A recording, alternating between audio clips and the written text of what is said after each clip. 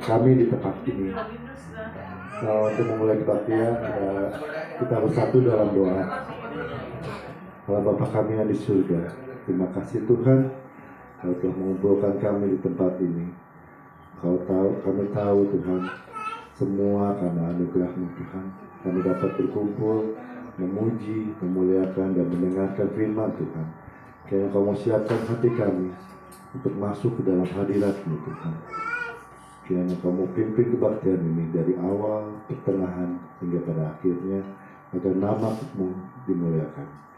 Terima kasih Tuhan, kami serahkan kebaktian ini hanya di dalam nama-Mu. Diselamatkan yang hidup, orang yang percaya sama-sama kita katakan, amin. Tuhan, kami mau masuk ke tahta kudus-Mu, berhadapan hadirat-Mu, mempersembahkan pujian, penyembahan, pengagungan kami bagi Raja di atas segala raja, Yesus Kristus Tuhan. Kami bersyukur pagi hari ini, kami mau menikmati bersatu hati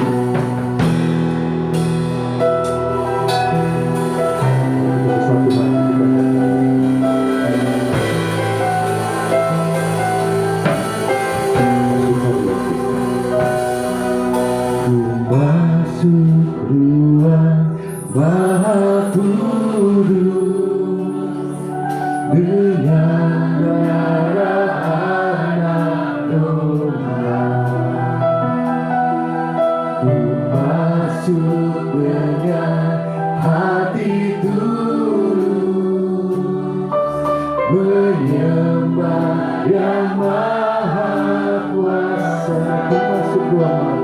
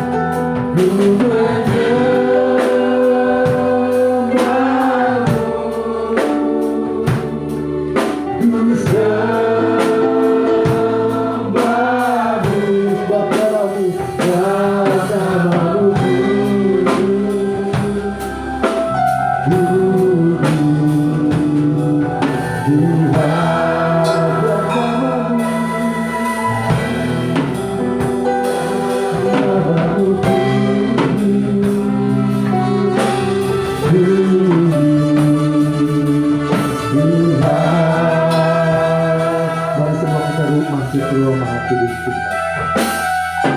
Ku masuk ruang Maha Kudus dengan darah anak domba. Ku masuk dengan hati tulus, menyembah Yang Maha Kuasa.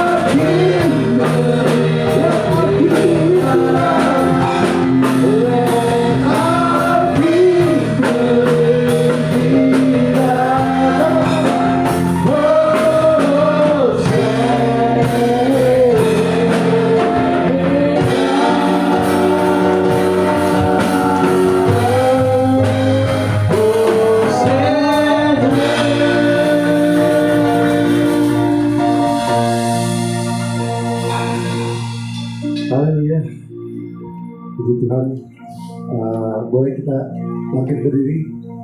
Sebelumnya kita boleh bersalam-salaman, memberikan senyum yang terbaik, memberikan semangat.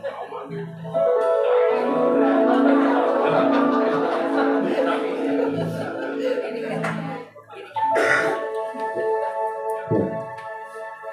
Di sini kita dapat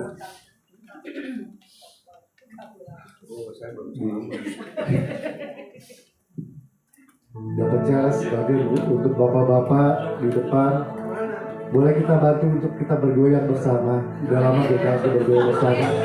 Ya. Amin. Kita bersemangat, kita menjalani hari-hari dan ini harinya Tuhan. Biar kita bersemangat dan bergoyang bersama. Yuk.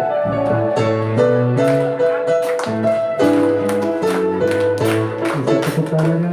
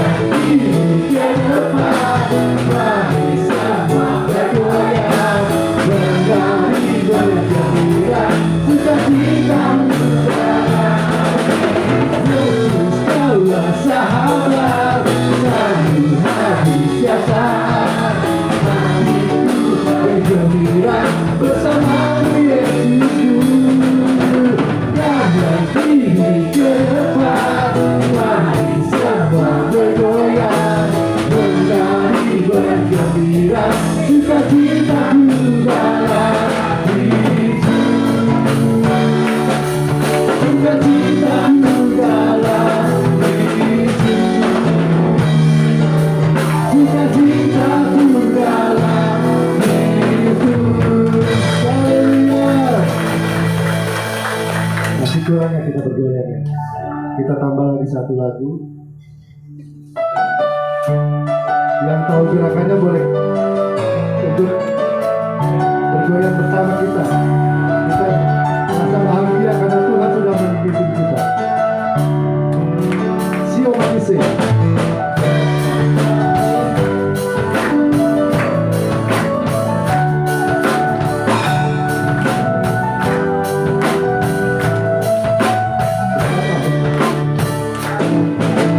Betapa heran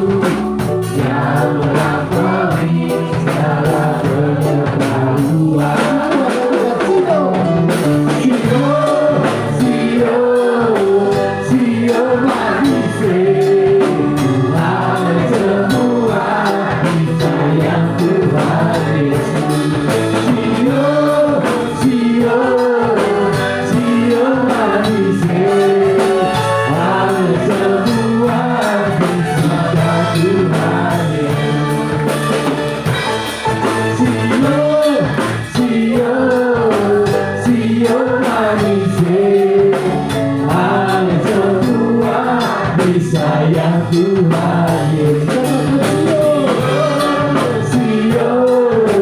Sio manisé, ada semua dicinta Tuhan Yesus, ada semua dicinta Tuhan Yesus, ada semua dicinta Tuhan.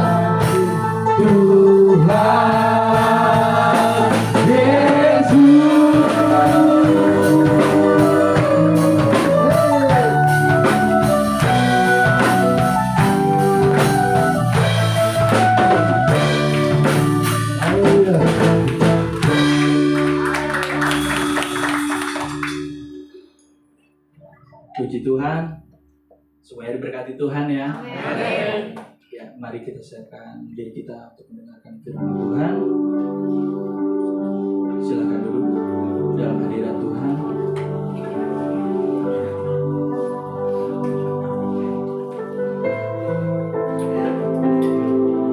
Kita bisa berdoa. Bapa, siapkan hati kami untuk datang lebih lagi dalam hadirat Tuhan.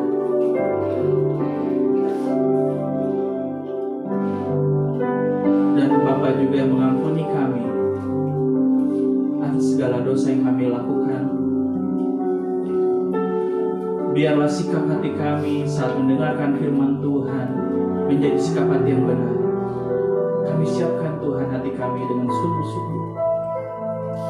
Haleluya.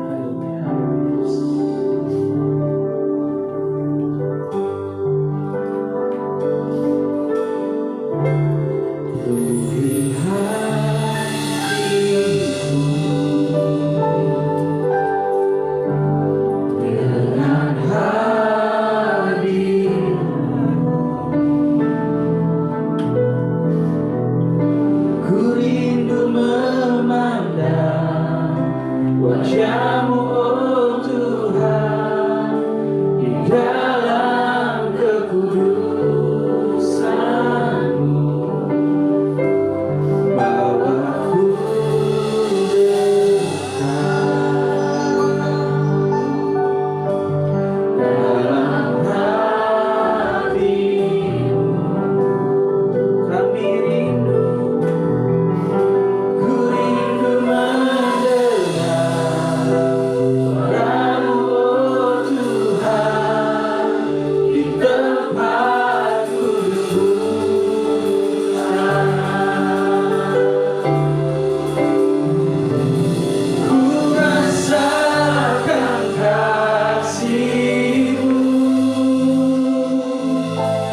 dan indahnya kekudusan-Mu, penuhi dengan kasih-Mu, diam di hadirat-Mu, ku memandang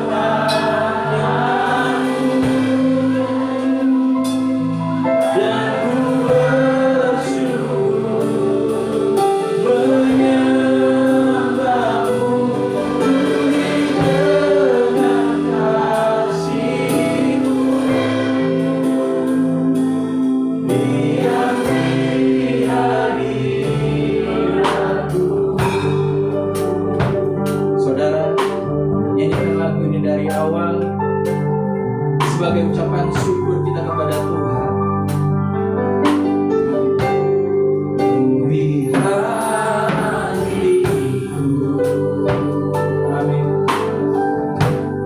dengan hadir-Mu. Kami rindu, ku rindu memandang wajah-Mu, oh Tuhan, di dalam kekudusan.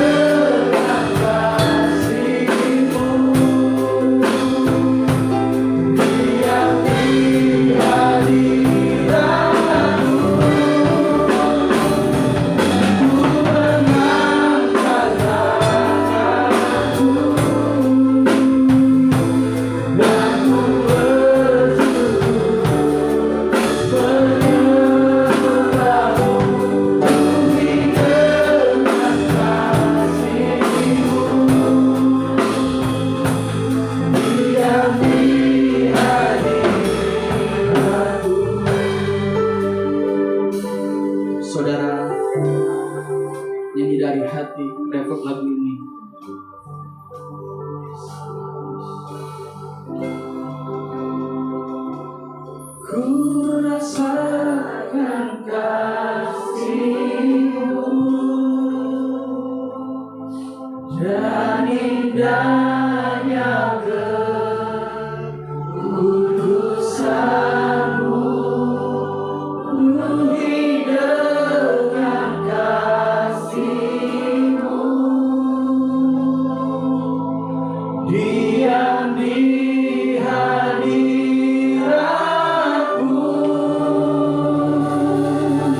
ku mengangkat tanganku dan ku bersyukur menyembah-Mu, penuhi dengan kasih-Mu, diam di hadirat. Saya ulang Bapak Ibu untuk kamu sendiri. Ku rasakan kasih-Mu dan indahnya kekudusan-Mu, penuhi dengan kasih-Mu,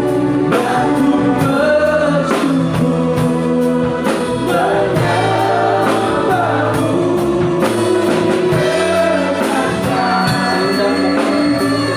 di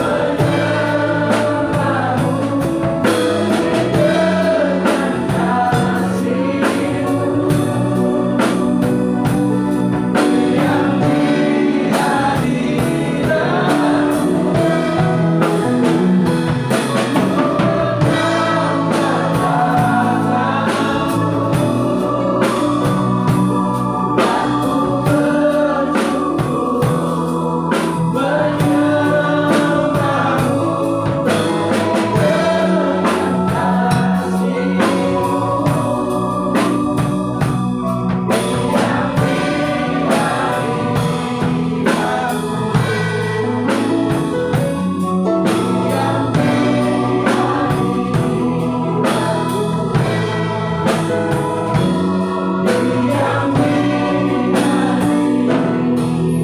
dan ku bersyukur menyembah-Mu, Bapa, pakai dan urapi hamba-Mu saat ini. Kuduskan hamba-Mu oleh darah Yesus. Sebab hamba sadar hamba adalah manusia yang berdosa. Betapa banyak kekurangan dan kelemahan daripada hamba-Mu ini. Dan di dalam kehidupan ini pun setiap hari hamba tidak lepas dari yang namanya jatuh dalam dosa. Ampuni Bapa akan dosa dan kesalahan hamba-Mu ini. Dan meminta kuasa darah Yesus mengampuni, menyucikan dan menguduskan hamba-Mu, sehingga hamba-Mu dilayakkan menjadi alat yang daripada Engkau. Urapi hamba-Mu, biarlah Engkau yang menaruh perkataan hikmat firman di dalam hati jiwa hamba-Mu ini. Demikian juga Bapa, ampuni akan seluruh dosa dan kesalahan jemaat-Mu di tempat ini. Kuduskan mereka oleh darah Yesus juga, sehingga mereka layak untuk menerima benih firman ini. Berfirmanlah kepada setiap kami Bapa, kami siap untuk mendengarnya. Roh Kudus, Engkau yang menjadi guru agung bagi setiap kami. Dalam nama Yesus kami berdoa. Amin. Shalom. Tahan dulu. Terima kasih dalam Tuhan, kalau kita melihat sejarah Israel, ya, sejarah Israel itu dari sejak dia menjadi budak di Mesir selama 430 tahun. Lalu setelah 430 tahun sesuai dengan janji dan rencana Allah, mereka dibawa masuk ke tanah perjanjian, Dan sebelum masuk ke tanah perjanjian, mereka ada di padang gurun selama 40 tahun. Dan setelah mereka masuk tanah perjanjian, dan itu adalah kerajaan atau tanah perjanjian yang dijanjikan oleh Allah kepada bangsa pilihan. Itu khusus, disediakan khusus. Tidak ada bangsa di dunia ini dimanapun juga yang diberikan janji yang demikian luar biasa, yaitu diberikan satu negara. Saudara, kita tahu setelah mereka masuk tanah perjanjian, mereka tinggal di sana, lalu mereka menjadikan Allah itu sebagai raja mereka. Tapi tidak lama kemudian mereka menolak Allah menjadi rajanya, dan mereka minta agar Allah memberikan seorang raja manusia seperti itu. Dan akhirnya Allah dengan sedih hati diberikanlah Saul. Dan Saul itu yang memilih adalah bangsa Israel, bukan Allah. Allah tidak memilih Saul jadi raja, tapi bangsa Israel yang memilih Saul jadi raja. Lalu setelah itu kita lihat sejarahnya bagaimana Saul akhirnya juga melawan Allah, tidak menghormati Allah. Dan selanjutnya Allah baru memilih raja kedua, yaitu Daud. Dan Daud adalah raja yang Allah pilih. Kenapa Daud raja yang Allah pilih? Sebab Allah tahu hatinya Daud. Allah tahu ketika Daud menjadi raja, tetap Daud mengedepankan. Perhatikan saudara, Daud walaupun menjadi raja selama 40 tahun, dia tetap mengedepankan Allah itu rajanya. Dia hanya sebagai pembantu. Itu posisi Daud beda.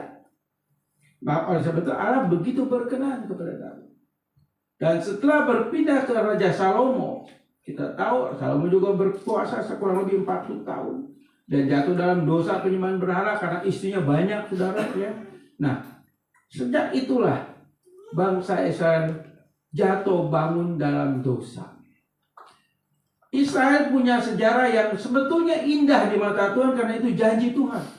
Tapi faktanya Israel menjadi negara yang kelam, negara yang hitam, negara yang jatuh bangun, negara yang setelah dibebaskan dari perbudakan di tanah Mesir menjadi budak kembali.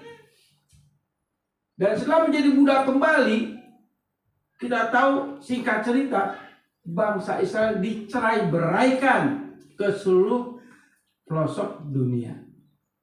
Dan terakhir kita tahu di tahun 40-an kalau tidak salah ya, di mana bangsa Israel 6 juta jiwa dibunuh oleh Hitler. Ini bangsa pilihan, saudara. Punya sejarah kelam. Dan kalau kita pelajari tentang sejarah Israel di Alkitab, kita pelajari sejarah perjanjian lama ini, kita hanya menemukan satu poin. Kita hanya menemukan satu poin, yaitu apa? Bangsa Israel tidak menghormati hari Sabat. Tidak menghormati hari Sabat. Itu yang terjadi. Dan itu sejarah dan fakta. Kalau saya mau kupas tentang ini, saudara, waktunya sangat lama sekali. Tapi saya garis besarnya bangsa Israel menjadi bangsa yang kelam, bangsa yang akhirnya dicerai beraikan ke seluruh pelosok dunia. Dan baru tahun 40-an mereka dikembalikan ke negaranya. Dan sekarang pun masih banyak sisa-sisa bangsa Israel di negara-negara lain. Itu akibat apa? Sekali lagi saya katakan, akibat mereka tidak menghormati hari Sabat. Itu penyebabnya. Saudara, jadi hari Sabat itu sesuatu yang penting harus kita pahami, harus kita mengerti. Dan seperti waktu lalu saya katakan, 10 perintah Allah, hukum yang keempat, ini relasi kita dengan Allah, Allah dengan kita, di mana kita mengasihi Allah sepenuhnya. Ini hukum yang keempat, ini hukum final untuk kita mengasihi Allah. Dan mengasihi Allah dalam hal konteks ini, saudara, tentunya adalah kasih yang diaplikasikan kepada pada momen, maksudnya momen hari Sabat. Maka dari itu Sabat itu tetap berlaku sampai Tuhan datang yang kali kedua. Jadi Sabat itu nggak dihapus, saudara. Tapi kita memahami Sabat secara perjanjian baru dilihat dari zaman juga, kita tidak lagi terpatok dengan harinya, tapi esensi Sabat itu tetap ada. Esensi itu tetap ada. Bangsa Israel bukan tidak melakukan Sabat, saudara. Mereka tetap setia pada hari Sabat. Setiap 3 tahun, setiap setahun dalam 3 kali mereka datang ke bait Allah. Dan setiap hari mereka datang membawa korban persembahan kepada Allah.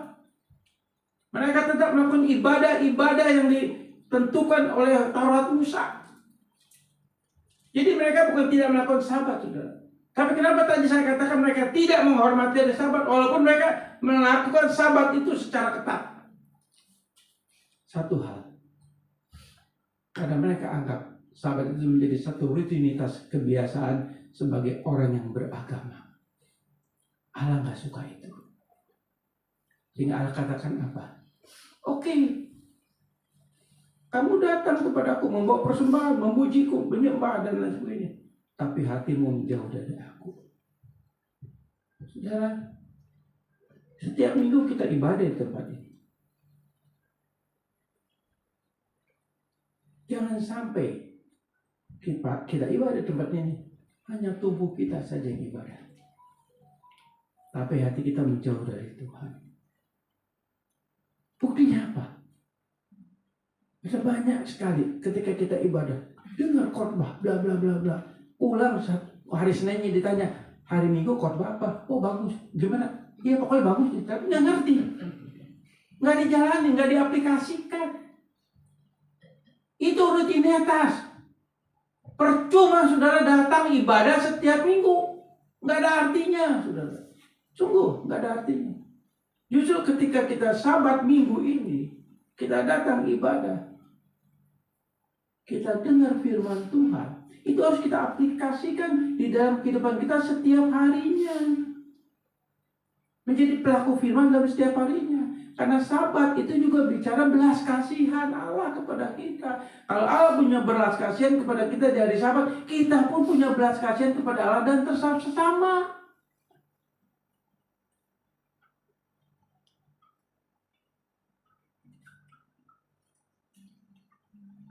Bukan bangsa Israel itu tidak beribadah. Mereka beribadah. Mereka lakukan dengan ketat. Tapi tetap Allah membuang mereka.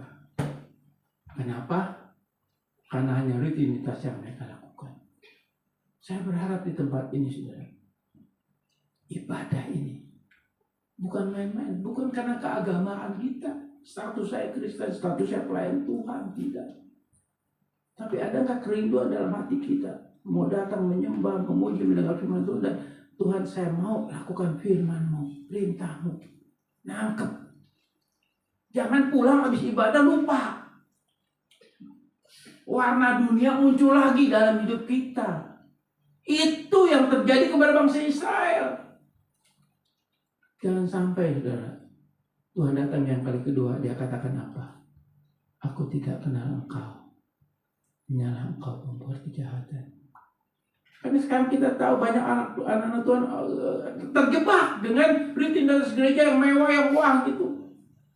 Di gereja luar biasa, tapi dalam keseharian warna rohani saudara itu hilang. Tidak sama, dia berbeda dengan warna dunia ini, saudara. Nah itu yang dialami bangsa Israel.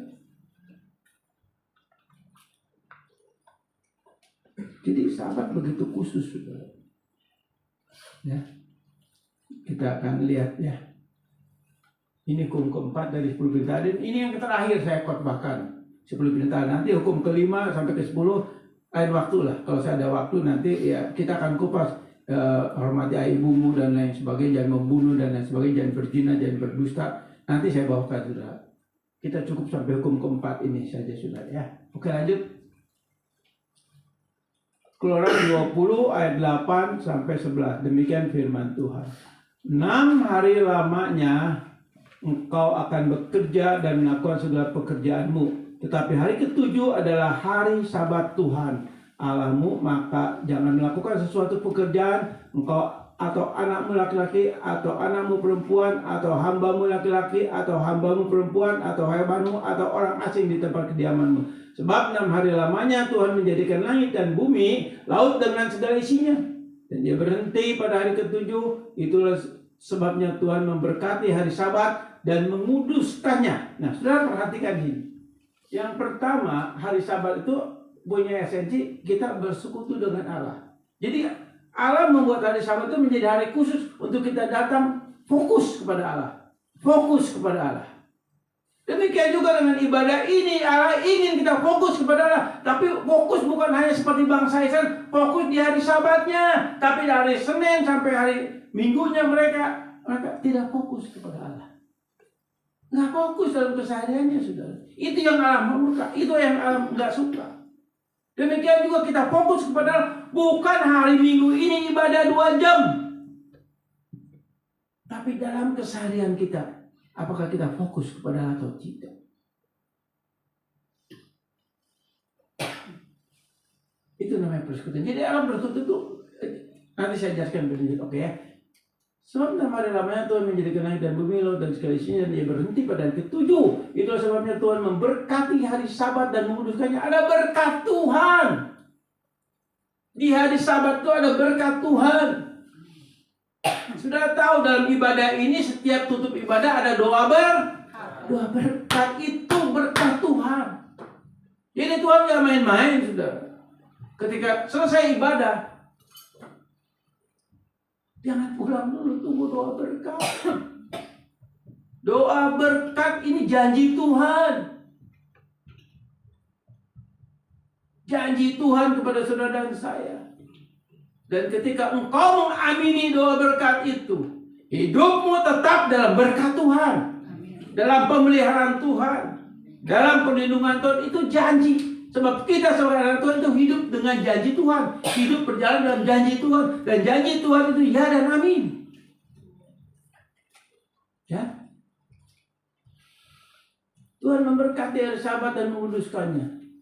Dalam ibadah atau persekutuan dengan Allah pasti ada berkat yang sudah disediakan, ya, disahkan sejak awal penciptaan. Itu janji Tuhan, penyertaan Tuhan dan lain sebagainya. Sudah, kalau kita bicara hukum Sabat ini bukan hanya bicara hari ke-7 kita ibadah, bukan itu.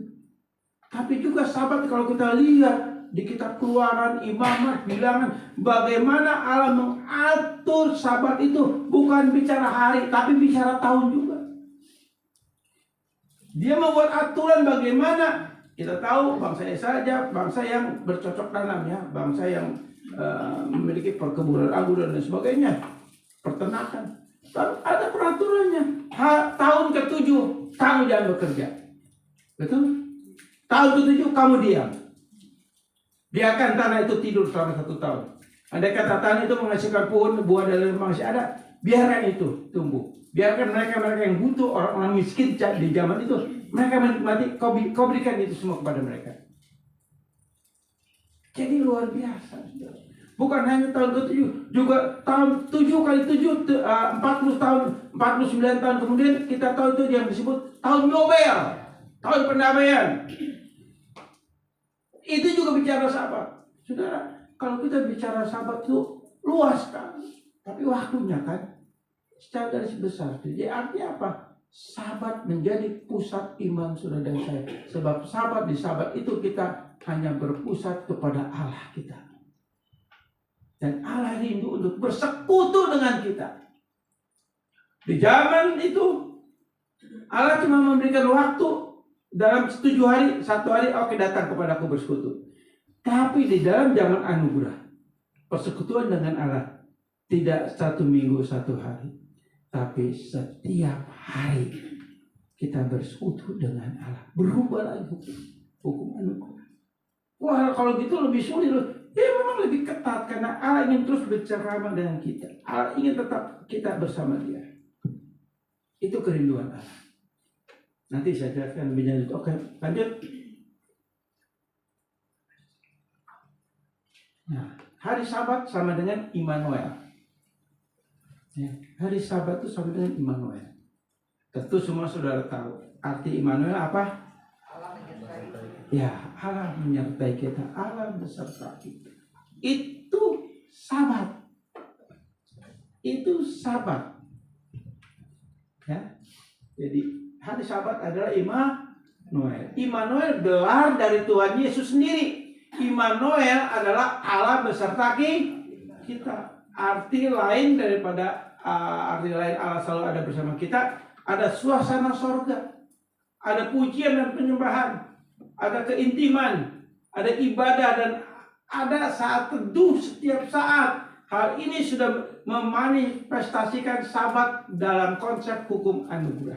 Jadi di dalam Sabat bukan hanya hari Minggu kita datang ibadah esensinya ya, sebab Sabat tetap itu adalah nama hari dari bahasa Ibrani, hari ke-7. Kalau kayak kita hari Sabtu, nah Ibraninya itu hari Sabat. Nah seperti itu ya. Jadi setiap hari ada suasana surgawi dalam hidup saudara dan saya. Ada damai sejahtera dan sukacita. Di dalam kitab Amsal dikatakan, sukacita yang dari Roh Kudus adalah sukacita yang kudus, dan sukacita yang kudus itu ada pada saudara dan saya karena ada Roh Allah, ada Roh Kudus di dalam diri kita. Berarti setiap hari ada sukacita surgawi dalam hidup saudara dan saya. Dan ini harusnya ada. Walaupun kita dalam pergumulan hidup ini nggak mungkin, nggak. Selama kita hidup kita pasti punya banyak masalah, banyak persoalan, banyak pergumulan, banyak kesusahan yang kita alami. Itu pasti karena kita hidup masih di dalam dunia yang sudah jatuh dalam dosa, dunia yang sudah dikuasai oleh iblis. Waktu kronos, waktu yang jahat juga sudah dikuasai oleh iblis. Kita ada di dalamnya, otomatis setiap hari dalam kehidupan kita akan selalu kita menghadapi masalah-masalah, mungkin masalah pribadi, masalah keluarga, masalah usaha, masalah pekerjaan, atau lingkungan kita. Itu selalu ada. Dan itu ada, karena apa? Karena memang kita diizinkan Tuhan, kita ada di dalamnya. Lalu apakah kita tidak terpengaruh? Sangat terpengaruh. Sangat terpengaruh. Karena di dalam tubuh daging kita masih ada terminal dosa. Di dalam diri saudara dan saya masih ada terminal dosa. Terminal dosa itu terminalnya iblis. Ini ada. Jadi jangan sudah berpikir, wah saya sudah suci dan kudus. Betul, tapi roh saudara, tapi natur daging saudara tetap berdosa. Maka dari itu natur daging kita akan mengalami kematian. Sebab Yesus mati di kayu salib untuk natur roh kita, bukan untuk natur daging kita. Jadi karena sumber dosa masih ada di dalam natur daging, otomatis sumber dosa ini efeknya adalah kepada lingkungan kita, keadaan ekonomi, pekerjaan apa. Itu kadang-kadang kita terpengaruh. Wajar karena natur daging kita masih natur yang berdosa. Jadi ada hubungan. Jadi saudara kesal, marah, keki, apa, nggak apa-apa, nggak dosa. Dalam arti kata, kalau engkau bertobat.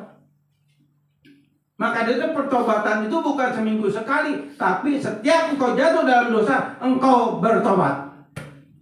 Jadi pertobatan itu satu hari mungkin bisa 5, 10, tergantung saudara jatuh dalam dosanya.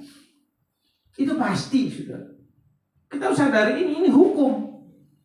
Upos, kita ada di bawah hukum. Ya, jadi lalu suasana surga di dalam hidup kita apa ya? Enggak. Karena Roh Kudus itu sudah ada di dalam roh kita. Suasana surga sudah ada. Kehidupan surgawi itu udah ada dan itu enggak akan hilang.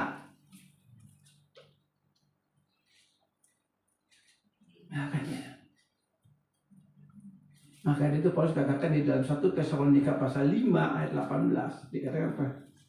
Mulai dari ayat 16. Bersukacitalah senantiasa, tetaplah berdoa, mengucap syukurlah dalam segala hal. Itu pintar kau. Nah itu suasana surga. Bersukacitalah senantiasa, artinya terus kita bersuka cita. Tetaplah berdoa. Kita tetap berdoa. Kenapa kita harus bersuka cita? Karena memang ada roh sukacita di dalam natur roh kita, di mana ini selalu ada dan mewarnai, mengimpartasi lewat hidup kita. Tetap berdoa, kenapa? Sebab kita selalu mengandalkan dan berharap kepada Tuhan. selalu bersandar kepada Tuhan, yaitu lewat doa dan mengucap syukur dalam segala hal. Berarti dalam segala keadaan kita mengucap syukur. Sebab apa? Kita punya suasana surga. Lalu kalau gitu nggak pernah bersungut-sungut, kata siapa? Masih bisa kita bersungut-sungut, belum masih bisa karena kita masih hidup dalam daging. Tapi suasana surga harusnya mendominasi kehidupan kita. Caranya gimana sih? Sedangkan faktanya seringkali kan kita terbawa dengan lingkungan. Saudara, kemarin saya periksa mabok cuncok. Saya ketipu, saudara. Ya, saya nggak malu, saudara, nggak apa-apa lah. Saya belum cerita sama istri saya. Tapi ini anggapnya saya udah cerita sama istri saya juga. Jadi curhatnya sekalian ya. Saya ketipu, rekening saya kebobol, saudara. Habis duit saya. Mau lapor siapa, saudara? Coba, itu bodohnya saya. Apa namanya? Ada WA, saya klik. Pinter, berhikmat. Katanya ada firman, ada, tapi kan saya masih dalam daging, saudara. Jadi kaki saya masih napak di tanah. Jadi masih bisa dibohongin, saudara. Puji Tuhan, nggak apa-apa, mengucap syukur. Mau gimana lagi, saudara? Mau marah? Ya saya bodoh. Ada maksud juga. Makanya jangan kalau ada WA langsung blokir katanya. Bener juga, langsung saya blokirin semua tuh. Yang halo Pak P. Saya kemarin dapat lagi tuh. Kata Bok Cincong, ini bukan buat Bok, coba tuh lihat namanya. Saya pikir itu saya namanya siapa, Yanto ya? Oh, saya Yosef. Saya pikir itu dia memperkenalkan diri ke saya, maka saya tanya lagi, Yosef yang mana? Tapi Bok kasih tahu, ini maksudnya hai Yosef tuh ke Bok. Oh iya ya, kok bodoh amat saya. Nggak perhatiin, saudara. Akhirnya blokir, saya blokir. Ya tapi nggak diblokir itu nggak apa-apa, duitnya Tapi saya udah urus ke BCA, udah beres. Puji Tuhan, saudara. Nilainya saya nggak usah sebutin lah, saudara.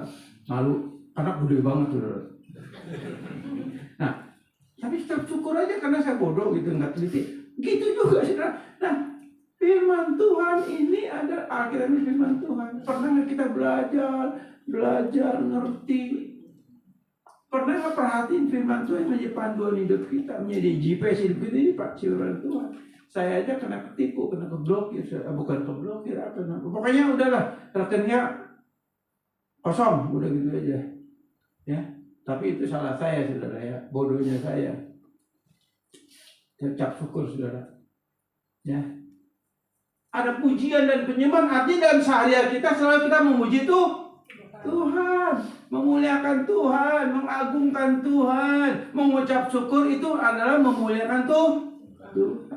Bukan hanya di gereja. Saya salut lah bapak-bapak sini ya. Sebetulnya itu masih dewasa muda lah. Mestinya bapak-bapak itu ada Pak Yono nih ya, atau Pak Ala itu ya. Ayo Pak Uyang tuh ya. Siapa lagi, banyak masih yang tua-tua, saudara. Pak Puji itu ya, Pak Gunawan udah Pak Gunawan udah kali ya. Enggak lah, Pak Gunawan baru berapa Pak? 30 ya? Hah? 17. Nggak apa-apa lah. Pak Yono, Pak Uyang, Pak Hedi, nanti Bu Panjaitan, ibu-ibunya ibu yang tua-tua. Ya, yang bosan Pak, udah tua, generasi yang maju. Ya, itu bagus. Masih fresh yang muda banget. Oke ya. Nah, lalu apalagi ini ada ibadah dan ada saat teduh. Artinya ibadah kita ini ibadah itu bukan hanya dalam hari Minggu secara ritualnya, tapi kan di dalam Roma pasal 12 dikatakan apa, ibadah sejati adalah mempersembahkan tubuh kita menjadi persembahan yang hidup dan berkenan kepada Allah, persembahan yang hidup. Maksudnya apa? Kan tubuh kita tubuh berdosa. Masih gini, Hidup kita walaupun kita tubuh daging berdosa, tapi kan kita juga harus fokus untuk terus menata kehidupan kita untuk kita jadi pelaku firman, walaupun mungkin dalam sehari baru 1-2 poin. Yang 8 poinnya misalnya 10 poin, yang 8 poinnya misalnya hal yang berdosa, hal yang salah, hal mengikuti keinginan daging, tapi 2-nya mengikuti kehendak Tuhan, itu udah poin, saudara. Itu udah dapat poin. Kayak saya beli kopi di Indomaret, saudara, itu ada poin. Kumpulin poin 10 dapat lagi tukar, kan gitu, saudara. Loh, ini poin. Sama kita juga punya poin kepada surga, saudara. Ya, ini ilustrasi, jangan dianggap serius, saudara. Tapi boleh juga menjadi perenungan. Jadi ibadah itu setiap hari dan ada saat tertentu kapan? Nah, ini. Halo. Seminggu berapa kali saat teduh? Wah, gitu. Mantap. Saudara bangun tidur itu cari tuh doa. Jangan langsung buka HP, WA, kluk, jangan. Ini dulu tuh berdoa. Berdoa sama Tuhan. Bersekutu. Itu saat teduh. Nah, kalau saat teduh itu enggak setiap enggak dalam sepanjang hidup kita hari itu 24 12 jam misalnya. Saat teduh enggak, saat teduh itu ketika kita bangun tidur pagi atau siang ada waktu, sore mau tidur, saat teduh. Bersekutu dengan Tuhan secara pribadi. Saya lakukan itu, saudara. Tuhan rindu, Tuhan mau kita lakukan itu. Itu maunya Tuhan, bukan maunya kita. Maka Tuhan minta, ayo saat teduh, ayo bercengkrama dengan aku, kan begitu, saudara. Ya. Terus selanjutnya apa? Hal ini sudah memanifestasikan sahabat dan konsep hukum anugerah, gitu ya. Oke, lanjut. Hari Sabat itu dalam bahasa Ibrani tadi saya sudah jelaskan hanya sebagai pengingat bahwa hari itu hari beristirahat, waktu itu bersekutu dengan Allah, beribadah dengan berbeda dengar Tuhan bicara, membawa korban dan menerima berkat Allah, doa berkat dalam ibadah. Tadi saya sudah jelaskan, saudara ya. Jadi hari Sabat itu secara hukum Sabat adalah nama dari hari Sabtu, hari ke-7 ya. Oke. Lanjut. Hukum keempat, Allah memberikan tekanan kalimat kuduskanlah hari Sabat. Hukum Sabat dalam perjanjian baru adalah diri kita yang Tuhan katakan kita bait Allah. Ada perintah kuduskanlah, berarti ada hukum yang kudus dalam natur roh kita. Di dalam 1 Yohanes 3:19 dikatakan kamu sudah suci, kamu sudah kudus, kamu tidak bisa berbuat dosa lagi. Sebab ada roh kudus di dalam diri kamu, di dalam hati kamu, di dalam roh kamu. Itu maksudnya pemahaman pengertian arti hukum Sabat, gitu ya. Jadi itu ada perintah kudus, ada persekutuan. Jadi saudara dan saya secara natur roh, kita ini sudah suci dan kudus, dan inilah yang nanti akan membawa kita bertemu Allah di sorga. Kita akan masuk dalam kerajaan sorga, dan soe dalam Alkitab dikatakan itu adalah kehidupan sorgawi. Berarti kehidupan sorgawi itu sudah ada dan sudah menjadi milik, dan itu ada di dalam diri kita. Jadi kita punya dua kehidupan. Kehidupan soe, kehidupan sorga itu sudah ada, dan kehidupan bios, kehidupan daging. Bios itu kehidupan daging. Tapi kalau orang yang tidak percaya Yesus, dia hanya cuma punya satu bios. Tapi saudara dan saya percaya kepada Yesus Kristus sebagai Tuhan dan Selamat, kita ada soe-nya. Jadi orang yang punya soe, satu saat kita dipanggil dalam kematian, soe itu akan membawa kita ke sorga. Jadi itu udah ada di dalam diri kita. Soe itu kehidupan sorgawi, ya begitu. Ya lanjut. Habis aja.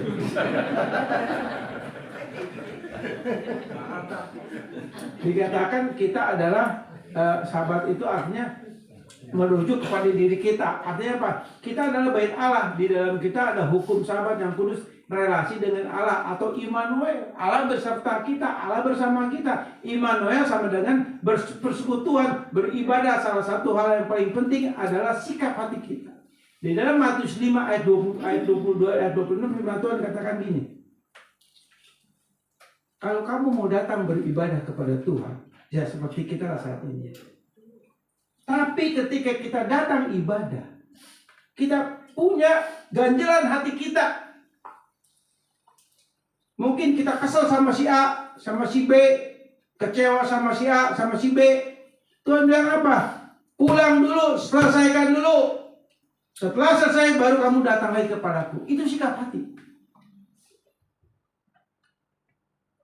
Ayo, siapa di sini yang kesel sama si A, si B, kecewa, marah, benci bahkan? Datang dulu, selesaikan. Tapi konteksnya bukan berarti ini, oke. Kita bilang, Tuhan, saya mengampuni dia. Saya memberkati dia. Saya mengasihi dia. Selesaikan hati yang gak bagus itu. Di dalam hati kita, selesaikan sudah. Jangan ada ganjilan. Tuhan gak mau. Sekalipun mungkin orang itu menyakiti kita, mengecewakan kita, tetap kita harus selesaikan itu. Jangan kita simpan sampah itu di dalam diri kita, di dalam hati kita. Kayak saya ketipu itu. Kesel. Kalau tahu orangnya benar saudara. Tapi Tuhan yang itu, ya udahlah. Masa saya nggak ini sih gitu kan? Ya udah.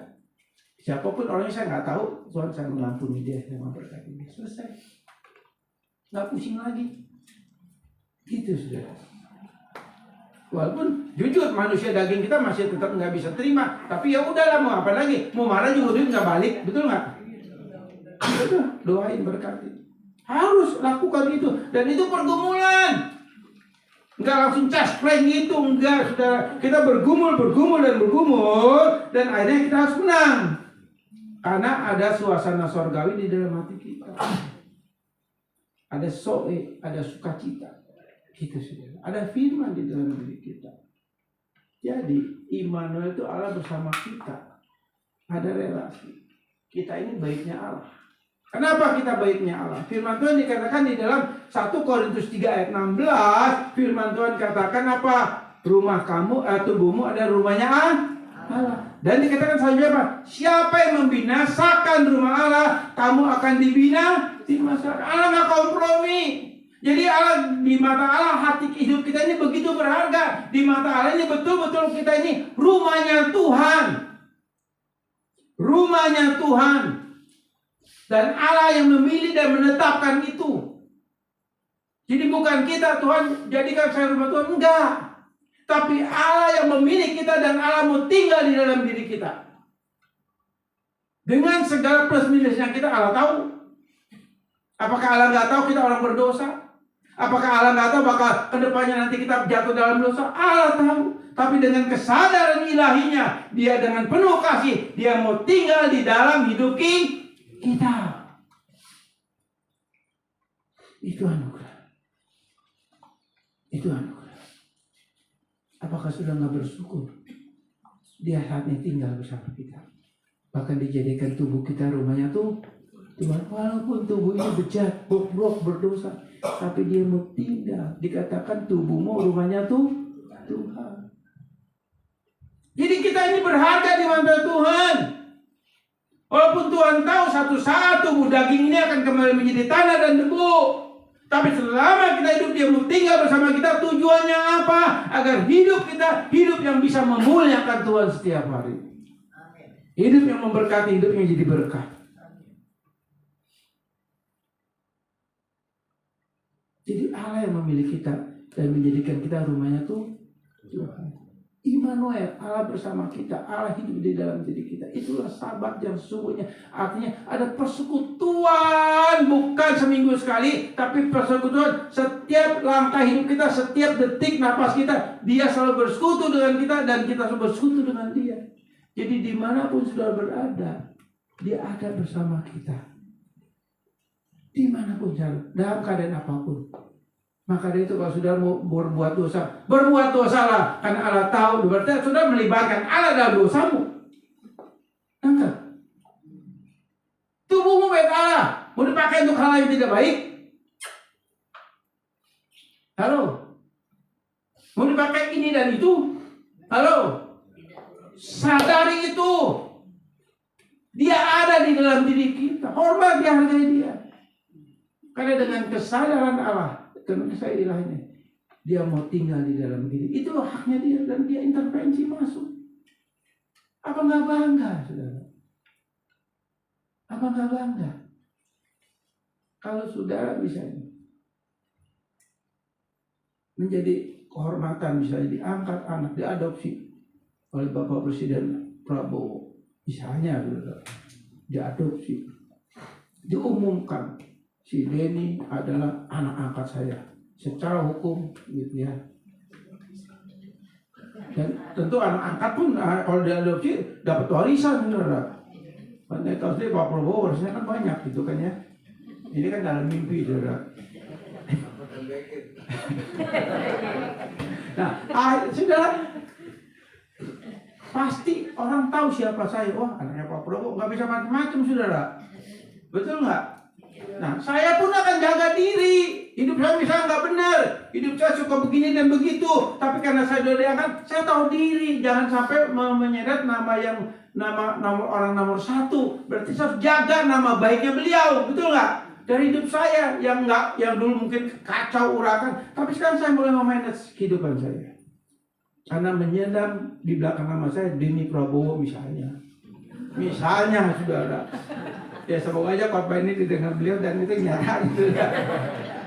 Nah, jadi ya kita akan hati-hati, betul nggak? Karena ada nama Prabowo. Jangan sampai tercoreng karena sikap kita. Nah, apalagi kan Allah bersama kita, dia tinggal di dalam diri kita. Apakah nggak kita rasa hormat, rasa menjaga relasi kita dengan Allah, dengan kita, menjaga kekudusan hidup kita di dalam konsep daripada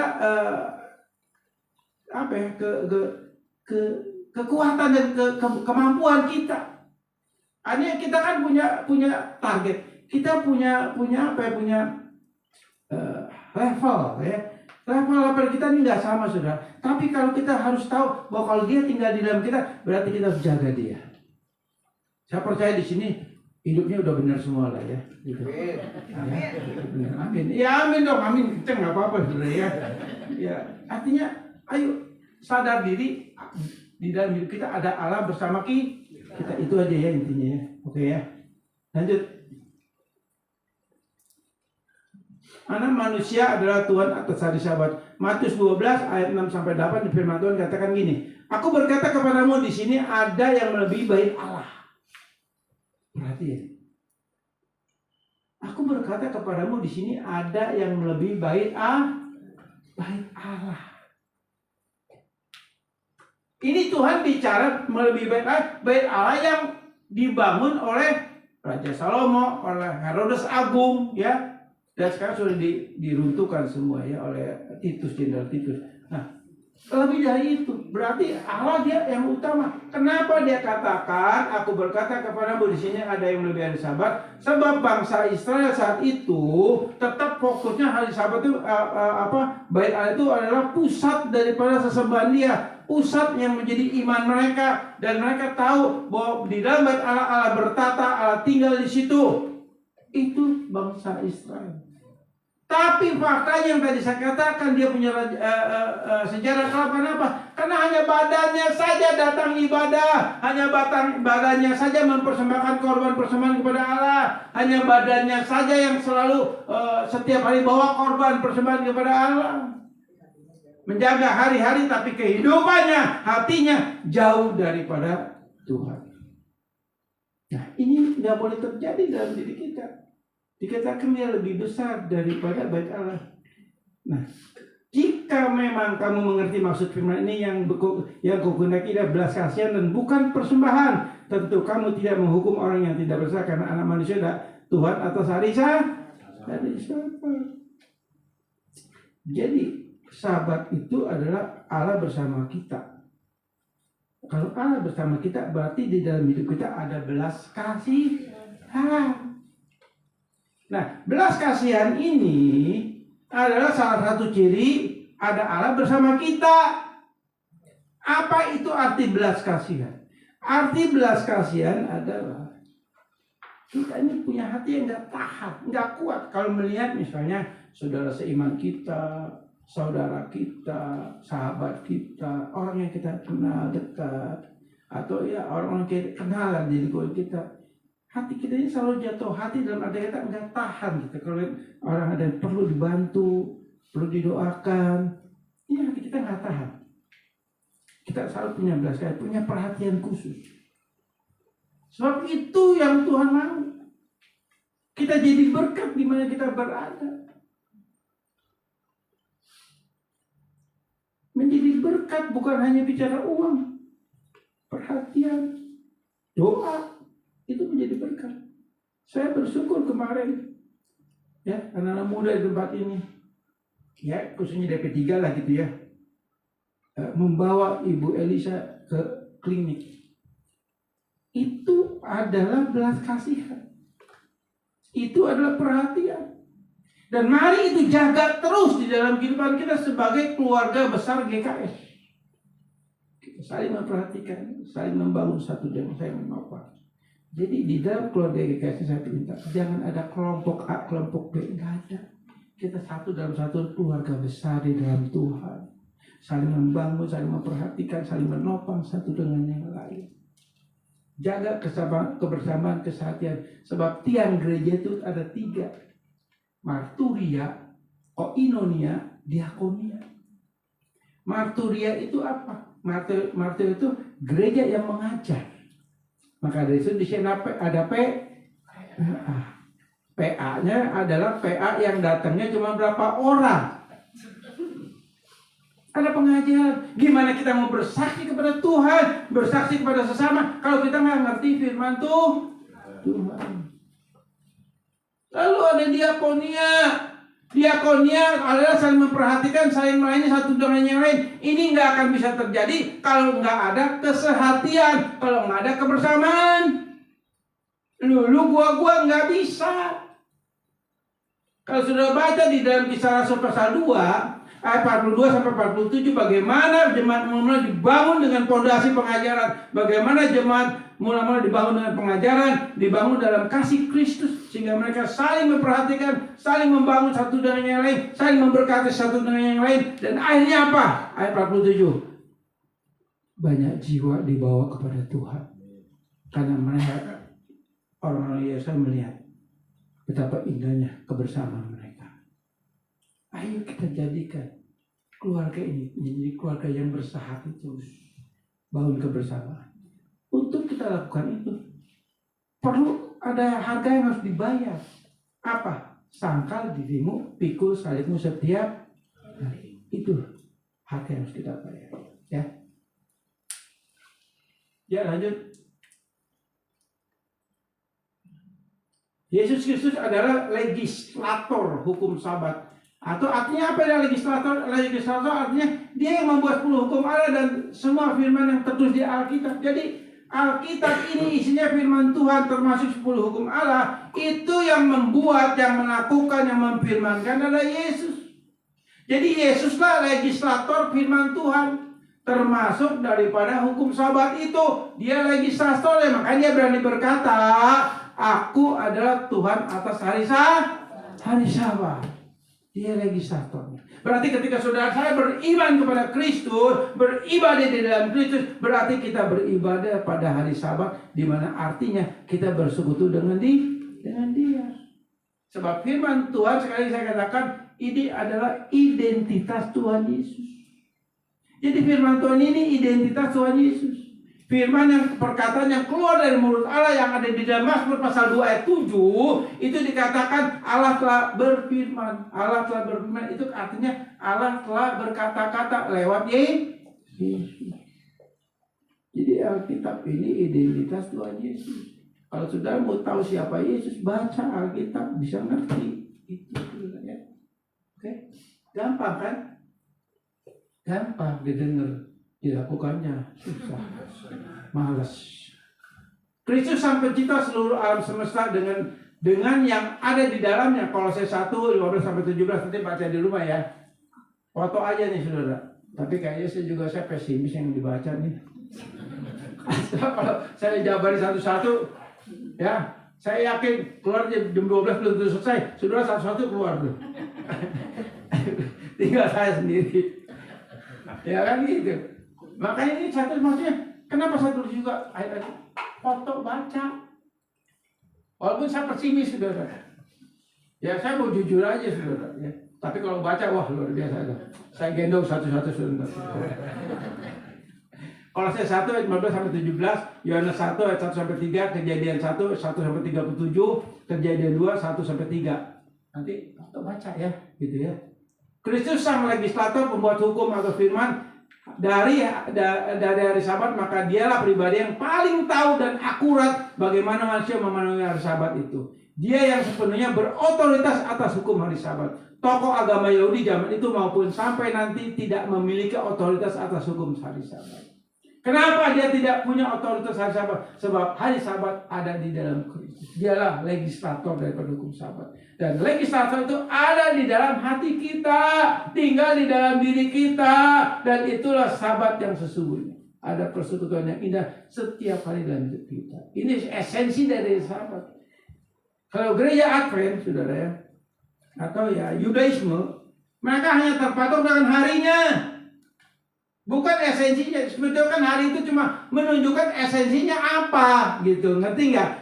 Maksudnya apa itu? Nah kita langsung ke poinnya, seperti itu saudara ya. Oke lanjut. Yesus Kristus berdaulat atas hari Sabat. Artinya apa? Yesus Kristus yang membuat ketetapan tentang Sabat, dia yang legislatornya. Dan Sabat adalah ada dalam kedaulatan Tuhan Yesus. Keluaran 31 ayat 13, Imamat 19 ayat 3, Yesaya 55 ayat 4, Yesaya 20 ayat 12 dan 20. Foto baca ya. Karena itu hari Sabat hanya dipersembahkan kepada Allah Tritunggal dalam ibadah di bait Allah, sinagoge. Ini konsep konsep daripada Yudaisme ya. Apapun yang kita lakukan, kita katakan pada hari Sabat. Ini kita lakukan di dalam Tuhan Yesus. Kolose 3 ayat 17. Ya. Saya nggak jabarin lah saudara, kelamaan ya. Pasti saudara pantatnya panas ntar. Ini foto baca, lanjut. Sabat sejati hanya ada di dalam Tuhan Yesus, sebab dialah sang penentu hukum Sabat. Yohanes 8 31 sampai 32, Yohanes 14 ayat 27, Yohanes 15 ayat 11, Yohanes 16 ayat 24. Lanjut. Hukum Taurat atau Sabat adalah hukum daging, ya perhatikan ini. Ini yang terakhir ya. Hah? Satu lagi, tenang ya saudara ya. Tenang ya. Saudara enak duduk, saya berdiri. Saudara, saya mau chat terus kayak burung cicarawa saudara ya. Ya, saya sediain air dulu dah. Gitu. Nah ini Bapak Staf Gembala yang punya hati saudara. Yang lain nggak peduli saudara. Makasih Pak. Makasih Pak.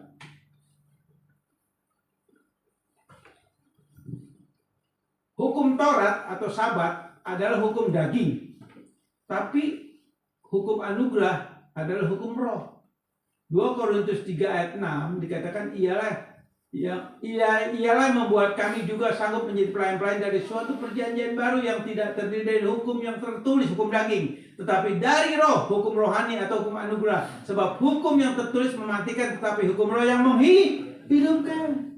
Jadi maksud daripada hukum Taurat itu, hukum Sabat di dalam hukum Taurat itu hukum daging, hukum lahiriah. Itu yang dilakukan oleh gereja-gereja tertentu, orang-orang Yahudi. Itu hukum daging. Nah di dalam Korintus dikatakan, Paulus katakan apa? Ia yang membuat kami juga sanggup menjadi pelayan-pelayan dari suatu perjanjian baru, maksudnya hukum anugerah yang tidak terdiri dari hukum yang tertulis,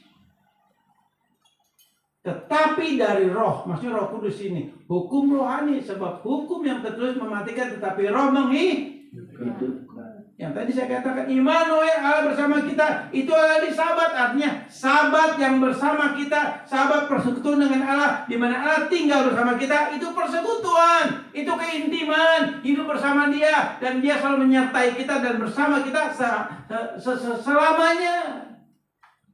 Jadi bukan hukum daging lagi, hukum roh. Jadi Sabat itu hukum roh dari kacamata hukum anugerah. Ya, lanjut. Nah ini terakhir ya. Nah terakhir Biasanya terakhir tepuk tangan, saudara semangat yang ngantuk, mantap lagi saudara. 10 hukum adat tergenapi di dalam Tuhan Yesus. Tuhan Yesus sang legislator adalah Allah yang kekal dan tahun-tahun tidak berkesudahan. Nah, kekal itu dalam bahasa Ibrani disebut aion. Aion itu bukan mall yang di Detama, saudara. Ya, jangan salah ya. Ini jangan salah pemahami ya. Aion ini aion apanya? Ada waktu yang kekal, waktunya Allah. Nanti kita di surga itu waktu aion. Kita kan sekarang ini kronos. Waktu itu ada 4 sebetulnya. Kronos itu waktu yang terbatas ruang dan waktu, dan saat ini kronos sudah ada dalam kekuasaan si iblis. Ada lagi kairos. Kairos itu waktunya Tuhan, intervensi Tuhan itu kairos. Ya. Terjadinya kairos ketika Allah berintervensi di dunia ini. Itu kairos, waktu Tuhan. Ada lagi aion, itu waktunya Allah yang kekal. Jadi enggak berkesudahan, itu aion. Seperti itu ya. Nah, jadi tahun-tahunnya tidak berkesudahan. Ibrani 1 ayat 12, Ibrani 13 ayat 8. 10 hukum Allah dan seluruh firman yang tertulis dalam Alkitab adalah identitas Tuhan Yesus. Jadi dialah yang berkuasa atas hari Sabat. Kita sebagai anak-anak Allah bukan hamba atas hari Sabat, tetapi kita anak-anak Sabat di dalam Tuhan Yesus. Hukum Yohanes 1 ayat 12. Ya. Habis ya? Habis saudara. Saya mau jelasin lagi karena udah hampir 1 jam saudara. Ya, saya rasa cukup ya. Nanti saya sih berat sekali lagi ayat-ayat yang ditulis ini dibaca sebagai referensi supaya saudara lebih mengerti tentang hukum Sabat. Saudara, 10 perintah Allah saya selesaikan hanya baru sampai hukum keempat. Sekali lagi saya katakan hukum kelima sampai hukum 10 nanti saya akan atur waktunya saudara. Karena kalau saya bawakan terus enggak kelar 1 tahun saudara untuk menjelaskan ini. Tapi 4 hal ini adalah menjelaskan tentang Matius 22 ayat 37 dan 38. Kasihlah Tuhan Allahmu dengan seluruh hati, jiwa, akal budimu. Itu perintah yang utama. Dan ini 4 hukum. Yaitu yang pertama apa? Jangan ada padamu Allah lain di hadapan. Artinya apa? Artinya kita harus mengenal Allah yang benar. Kalau kita nggak mengenal Allah yang benar itu, kita akan terjebak dengan Allah-Allah yang palsu, Yesus yang palsu, Mesias yang palsu. Yang seperti Pak Haryanto katakan kemarin, ada gereja yang mengajarkan, oh di sini mah nanti bahasa roh kita ajarin. Itu cerita. Nanti kita ajarin. Hebat benar saudara. Ternyata itu keponakan saya bekerja di situ. Saya bilang dasar ayatnya mana? Ini om, kisah 18. Nah, kisah 18 coba baca perikopnya apa? Itu kan tentang penginjilan ke orang-orang Samaria dan mereka bertobat. Dan penginjilan daripada Filipus.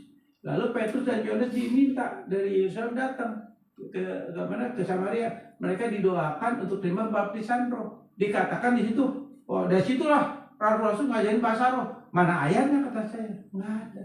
Dimanipulasi. Hati-hati. Sampai saya katakan ke keponakan ini gereja nggak benar. Ini sesat. Loh kok gitu? Loh kalau orang udah manipulasi firman itu sesat, itu bidat. Walaupun dia pakai nama Yesus. Saya berani katakan gini, saudara. Dan sekarang gereja ini ada juga di Kerawang nih, saudara. Ya, di Novotel, GMS. Nggak apa-apa, direkam nggak masalah, saudara. Saya berani katakan ini nggak benar, ini bidat. Mana ada bahasa roh diajarin? Oh di sini belajar, nanti bisa. Ngawur, gila. Ini bidat, ini sesat. Hati-hati kalau anak saudara kerja itu, hati-hati saudara. Sebab firman Tuhan itu bicara cuma 2. Benar atau salah, benar atau sesat. Nggak ada yang lain. Dan di dalam Wahyu pasal 20 ini dikatakan apa? Kalau ada yang menambahi dan mengurangi itu terkutuk. Hati-hati. Saya berani katakan ini saudara, karena ini kebenaran. Ya, itu bukan saya marah-marah saudara, tapi kesal. Ya, jadi saudara ya, kita harus pahami itu ya. Jadi Yang pertama mengenal Allah yang benar. Kalau kita mengenal benar, kita juga nggak mungkin salah tafsir ini. Yang kedua, hukum yang kedua apa? Halo? Halo? Hukum yang kedua apa? Jangan. Nah, itu pintar. Jangan membuat patung bla bla bla bla bla begitu. Dia sembah. Nah, bagaimana kita bisa melihat Yesus palsu, Yesus asli? Gereja asli, gereja palsu, gitulah. Kalau kita sudah dilahir barukan, kita akan tahu ini gereja yang berpusat kepada Allah, kepada Kristus, atau gereja yang berpusat kepada Mesias palsu dan ajaran-ajaran yang palsu. Dan kalau ajaran palsu tentu pakai Alkitab, pakai nama Yesus, tapi isinya berbeda karena diselewengkan. Seperti tadi bahasa roh bisa diajari. Bahkan pendetanya katakan, saya udah pernah dibawa ke neraka. Yang bawa siapa? Sudah neraka belum ada kok. Kan jauh, saudara. Kesian anak muda banyak yang disesatkan di situ, saudara. Ya. Yang ketiga apa? Jangan menyebut nama Tuhan Allahmu dengan sembah. Saudara, kalau kita sudah dilahir barukan, sudah mengenal, kita pasti punya hati yang menghormati Tuhan. Hati yang menghormati Tuhan itu ada, hati yang menghargai Tuhan itu ada. Seperti di tempat ini kita ibadah, kita percaya Dia hadir, kita harus menghormati, menghargai Dia kehadiran di tempat ini. Bukan memang sekarang yang bawa Alkitab cuma berapa orang sih? Cuma saya doang kayaknya. Ada lagi nggak? Kalau ada lagi kita ajak makan nasi rames.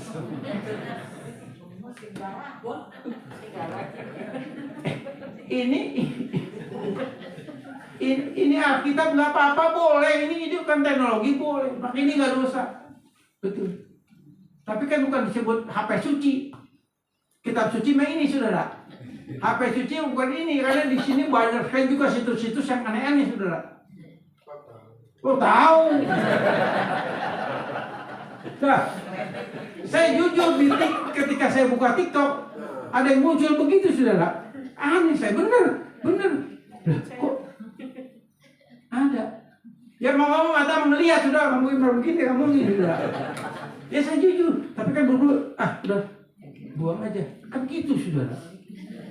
Nah, buka Alkitab sini boleh, tapi jangan buka WA, buka yang lain. Hormati Tuhan di sini ya. Yang keempat apa? Kuduskan hari Sabat. Saya undang pemusik untuk maju ke depan.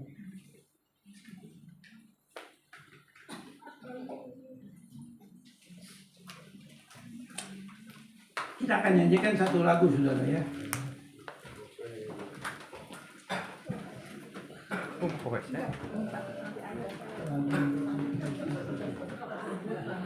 Yuk saudara, saya undang saudara bangkit berdiri ya. Kita bangkit berdiri ya.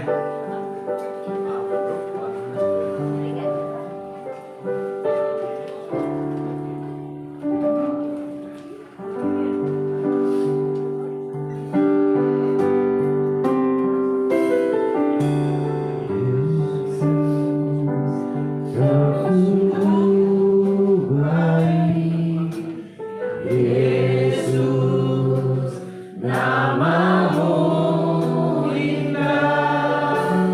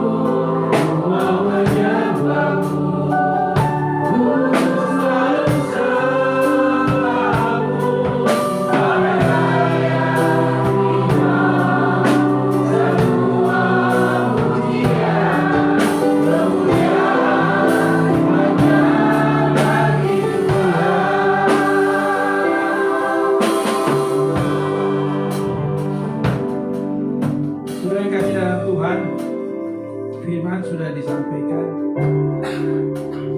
Kita minta Roh Kudus mementeraikan ini di dalam roh hati kita. Dan selanjutnya kita minta Roh Kudus membantu kita untuk kita bisa memahami, mengerti esensi daripada hukum Sabat ini. Dan kita bisa menghormati hukum Sabat ini secara esensinya, yaitu esensi hukum Sabat adalah Allah bersama kita. Kita bersekutu dengan Allah.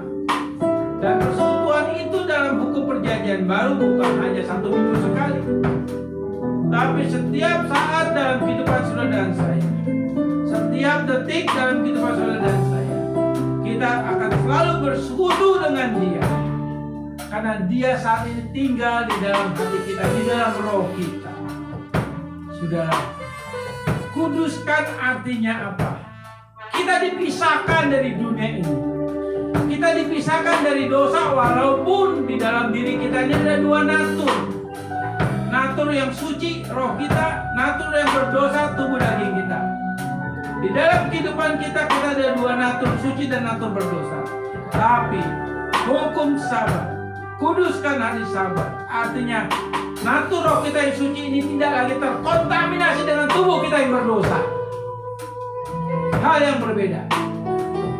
Yang seharusnya natur kita yang suci ini secara bertahap mempengaruhi, mengintervensi kedagingan kita ini, sehingga progres pengudusan itu juga terjadi di dalam natur daging kita yang berdosa ini selama kita masih hidup dalam daging dan dalam dunia ini.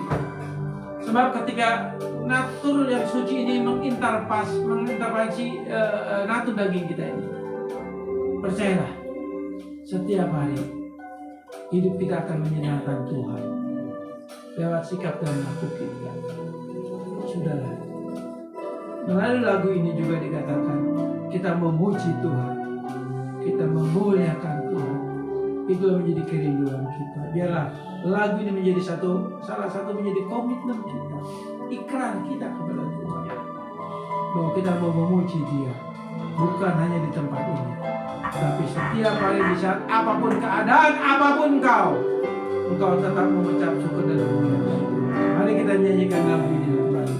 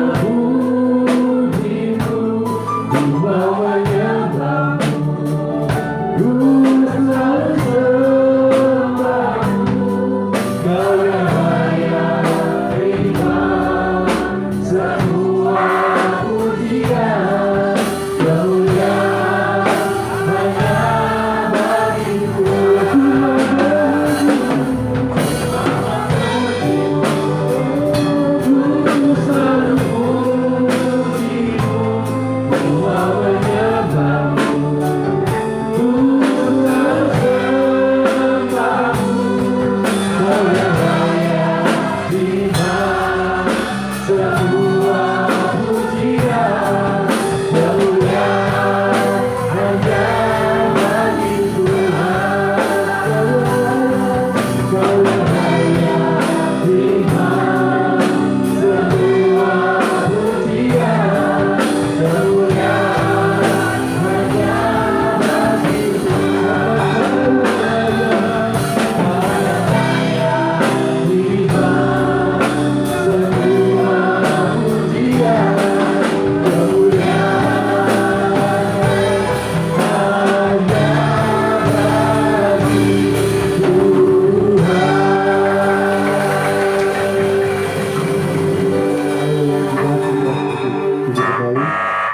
tiba saatnya kita akan memberikan persembahan.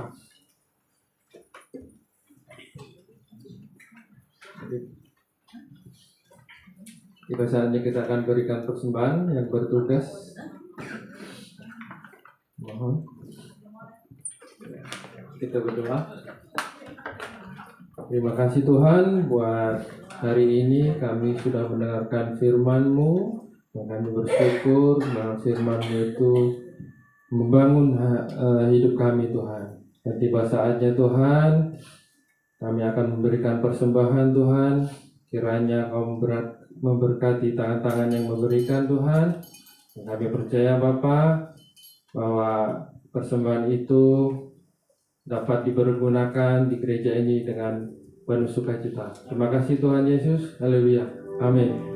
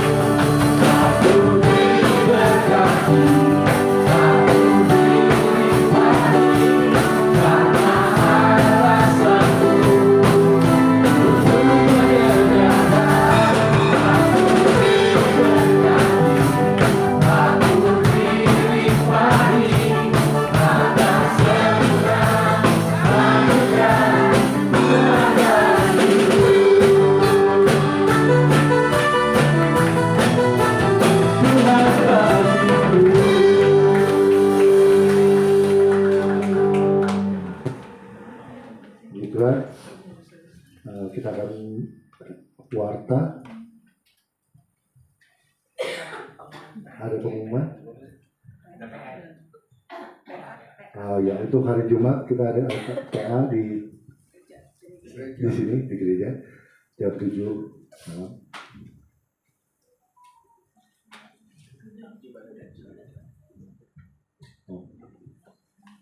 Laporan kas gereja mau ada dari benar mau menyampaikan. Kalau boleh kita lihat di sini laporan gereja kita, laporan kas gereja kita di bulan ini. Ya, bisa diperhatikan untuk pengumuman kita.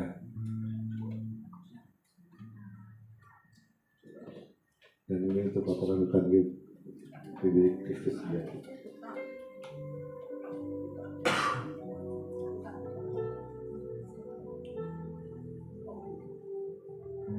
Dan laporan kas pembangunan PBI Kristus Sejati.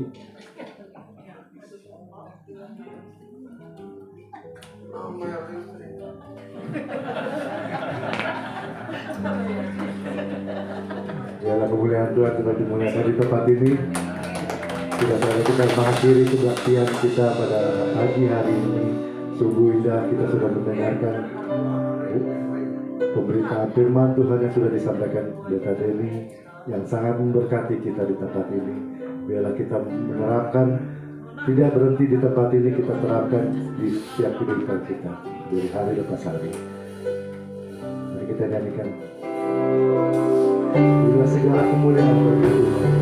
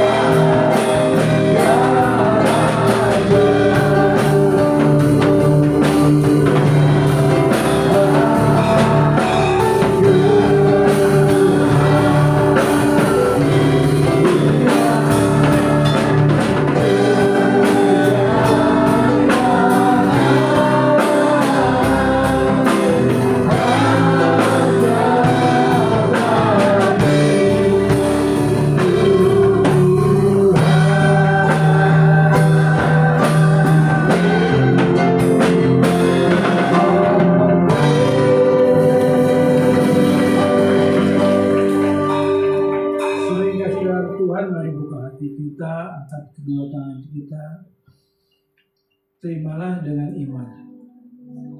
Berkat daripada Allah Bapa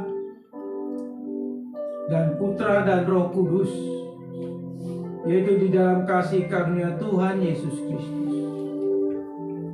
Saudara yang kekasih dalam Tuhan, percayalah, berkat hari Sabat sudah dijanjikan Tuhan sejak Dia menciptakan semua ini, alam semesta ini. Dia menciptakan bumi dengan segala isinya.